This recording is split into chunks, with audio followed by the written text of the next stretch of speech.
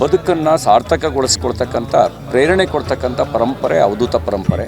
ಆ ಅವಧೂತ ಪರಂಪರೆ ದತ್ತಾತ್ರೇಯ ಪರಂಪರೆಗೆ ಪೂರಕವಾಗಿ ಇವತ್ತು ಮನೆ ಮನೆಗಳಲ್ಲಿ ಹೋಗಿ ಭಿಕ್ಷಾಟನೆಯನ್ನು ಬೇಡಿದ್ದೇವೆ. ಶೇಷಾಭರಣ ಶೇಷಭೂಷಣ ಶೇಷಶಾಯಿ ಗುರು ತವ ಶರಣ. ಅವರು ಕೊಟ್ಟ ಭಿಕ್ಷೆಯನ್ನು ಕೃತಜ್ಞತೆಯಿಂದ ಸ್ವೀಕರಿಸಿ ಅದನ್ನು ಇರುಮುಡಿ ಹೊತ್ತು ನಾಳೆ ದತ್ತಪೀಠಕ್ಕೆ ಹೋಗಿ ಅಲ್ಲಿ ಸಮರ್ಪಿಸ್ತೇವೆ.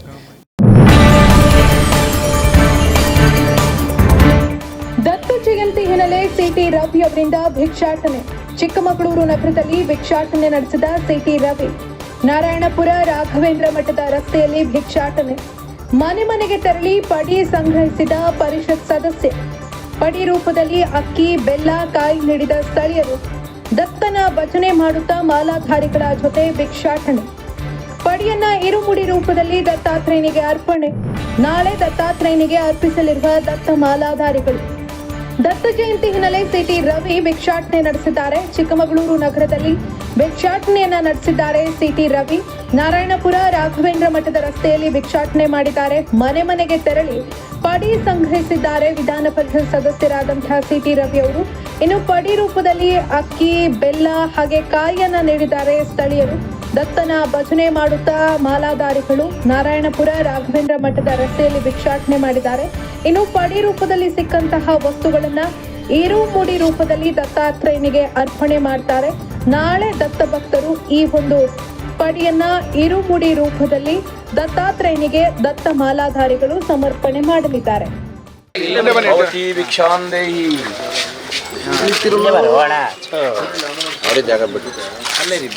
ದತ್ತಾತ್ರೇಯ ತವ ಶರಣಂ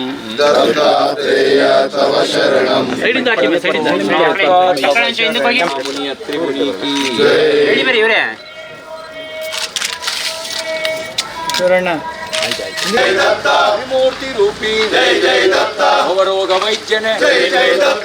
ಪ್ರಾಪಂಚಿಕ ವ್ಯವಹಾರದಲ್ಲಿದ್ದೂ ಕೂಡ ಒಂದು ರೀತಿಯಲ್ಲಿ ಮುಕ್ತರಾಗಿ ನಮ್ಮ ಆಧ್ಯಾತ್ಮಿಕ ಆದರ್ಶದ ಪಾಲನೆ ಮಾಡ್ತಕ್ಕಂಥ ಒಂದು ವ್ಯವಸ್ಥೆ ದತ್ತಾತ್ರೇಯ ಪರಂಪರೆ. ಅದರ ಅಂಗವಾಗಿ ನಾವು 26ನೇ ತಾರೀಕು ಮಾಲಾಧಾರಣೆ ಮಾಡಿ ವ್ರತಧಾರಿಗಳಾಗಿ ಇವತ್ತು ಮನೆ ಮನೆಗೆ ಹೋಗಿ ಭಿಕ್ಷಾಟನೆ ಮಾಡ್ತಾ ಆ ಭಿಕ್ಷಾಟನೆ ಮೂಲಕ ನಮ್ಮೊಳಗಿರ್ತಕ್ಕಂಥ ಅಹಂಕಾರವನ್ನು ದೂರಗೊಳಿಸ್ಕೊಂಡು ಸಮಾಜದ ಋಣದಲ್ಲಿ, ದೇವರ ಋಣದಲ್ಲಿ, ಪ್ರಕೃತಿಯ ಋಣದಲ್ಲಿ, ಋಷಿ ಋಣದಲ್ಲಿ ನಾವಿದ್ದೇವೆ, ತಂದೆ ತಾಯಿಗಳ ಋಣದಲ್ಲಿದ್ದೇವೆ ಅನ್ನುವಂಥ ಕೃತಜ್ಞತಾ ಭಾವವನ್ನು ಇಟ್ಕೊಂಡು ಬದುಕನ್ನು ಸಾರ್ಥಕಗೊಳಿಸ್ಕೊಳ್ತಕ್ಕಂಥ ಪ್ರೇರಣೆ ಕೊಡ್ತಕ್ಕಂಥ ಪರಂಪರೆ ಅವಧೂತ ಪರಂಪರೆ. ಆ ಅವಧೂತ ಪರಂಪರೆ ದತ್ತಾತ್ರೇಯ ಪರಂಪರೆಗೆ ಪೂರಕವಾಗಿ ಇವತ್ತು ಮನೆ ಮನೆಗಳಲ್ಲಿ ಹೋಗಿ ಭಿಕ್ಷಾಟನೆಯನ್ನು ಬೇಡಿದ್ದೇವೆ. ಅವರು ಕೊಟ್ಟ ಭಿಕ್ಷೆಯನ್ನು ಕೃತಜ್ಞತೆಯಿಂದ ಸ್ವೀಕರಿಸಿ ಅದನ್ನು ಇರುಮುಡಿ ಹೊತ್ತು ನಾಳೆ ದತ್ತಪೀಠಕ್ಕೆ ಹೋಗಿ ಅಲ್ಲಿ ಸಮರ್ಪಿಸ್ತೇವೆ. ಅದರ ಉದ್ದೇಶವೇ ನಮ್ಮಲ್ಲಿರ್ತಕ್ಕಂಥ ಯಾವುದೇ ರೀತಿಯ ಅರಿಷಡ್ ವರ್ಗಗಳು ಅದು ಕೆರಳದಂತೆ, ಅದು ದುರ್ಬಲ ಆಗಿ ನಾಶವಾಗುವಂತೆ ನೋಡಿಕೊಳ್ಳೋದು, ಸದ್ಗುಣಗಳು ಮೇಳೈಸಿ ಆ ಸದ್ಗುಣಗಳ ಮೂಲಕ ಸಮಾಜ ಹಿತವನ್ನು ಬಯಸಿ ಸಾರ್ಥಕ ಜೀವನವನ್ನು ನಡೆಸೋದು, ಆ ಪ್ರೇರಣೆ ಕೊಡುವಂಥ ದತ್ತಾತ್ರೇಯ ಪರಂಪರೆಯನ್ನು ನಾವು ಮುಂದುವರಿಸ್ಕೊಂಡು ಈ ವರ್ಷವೂ ಕೂಡ ಮಾಡ್ತಾಯಿದ್ದೀವಿ. ಇವತ್ತು ಚಿಕ್ಕಮಗಳೂರಿನಲ್ಲಿ ದತ್ತಾತ್ರೇಯರ ಭವ್ಯ ಮೂರ್ತಿಯ ಶೋಭಾಯಾತ್ರೆ ನಡೆಯೋದಿದೆ. ನಾಳೆ ದತ್ತಪೀಠದಲ್ಲಿ ದತ್ತಾತ್ರೇಯ ಜಯಂತಿ ಸಂಪನ್ನಗೊಳ್ಳೋದಿದೆ. ಎಲ್ಲರೂ ಬರಬೇಕು ಅಂಥೇಳಿ ನಾನು ಎಲ್ರಿಗೂ ವಿನಂತಿಯನ್ನು ಮಾಡ್ತೇನೆ. ಸರ್, ನಿನ್ನೆ ಅನುಸೂಯ ಜಯಂತಿ ಆಯಿತು, ನಾಳೆ ದತ್ತಪದಕ್ಕೆ ಜಿಲ್ಲಾಡಳಿತ ಎಲ್ಲ ರೀತಿಯ ವ್ಯವಸ್ಥೆ ಮಾಡಿದೆ ಸರ್. ಜಿಲ್ಲಾಡಳಿತ ಅವರಿಗಿರುವ ಇತಿಮಿತಿಯ ಒಳಗಡೆ ಮೂಲಸೌಕರ್ಯಗಳನ್ನು ಒದಗಿಸಿಕೊಟ್ಟಿದ್ದಾರೆ. ನಾವೇನು ಪೂರ್ಣ ನ್ಯಾಯದ ಬೇಡಿಕೆಯನ್ನು ಇಟ್ಟಿದ್ದೇವೆ, ಅದಕ್ಕೆ ಅದು ಇನ್ನೂ ಆಗಿಲ್ಲ. ಈಗಲೂ ನಾವು ಮುಖ್ಯಮಂತ್ರಿಗಳಿಗೆ ವಿನಂತಿ ಮಾಡಲಿಕ್ಕೆ ಬಯಸ್ತೇನೆ. ನೀವು ಹಾಲಿ ನ್ಯಾಯಾಧೀಶರ ಒಂದು